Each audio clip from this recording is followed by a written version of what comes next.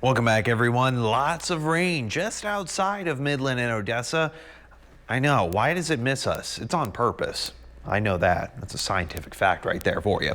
Well, nonetheless, we still have cooler temperatures, not as cool as I originally predicted, mainly because, well, the two big cities are not seeing a whole lot, at least within the downtown region where all the thermometers typically are. This one in particular is at Midland International, 84 degrees, feels like 85 given a bit more of that humidity, but we have those stronger winds. Right now, well, we have a couple of storms popping up across the area. Flood watch has been extended to include the entirety of the Permian Basin now, as well as southern parts of Lee County. Multiple flash flood warnings too, and it looks like we have a new severe thunderstorm warning just outside of Pecos. So let's get down to the nitty-gritty and zoom on in. All right, much of the I-20 corridor seeing some of those stronger storms, especially the one right near Peyote and Wickett City, just outside of Monahans. Heavy lightning, heavy rainfall as well, likely going to be wind-based severe weather. We did have a special weather statement earlier showing about 50-mile-an-hour wind, so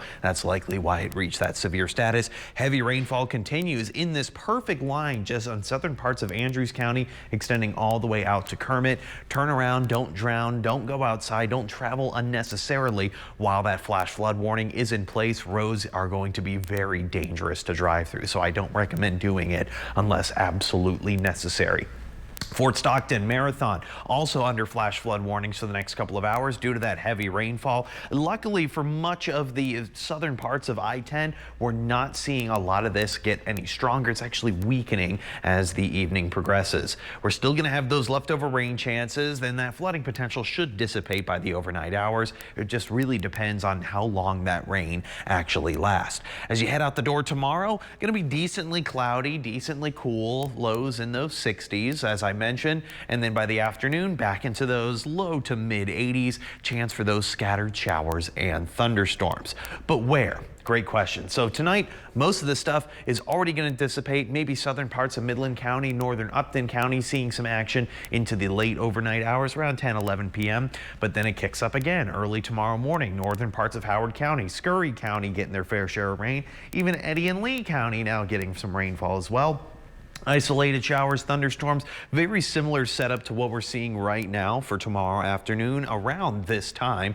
And then it pushes its way out toward the Concho Valley, out toward Abilene. Still a chance for an isolated showers, thunderstorm in between Midland and Odessa. Saturday morning, not a whole lot of action, more so higher elevation isolated storms. Severe weather is not anticipated, but flooding risk is going to continue even once we get past the flood watch, just because more and more rain on an area that already saw a lot of rain.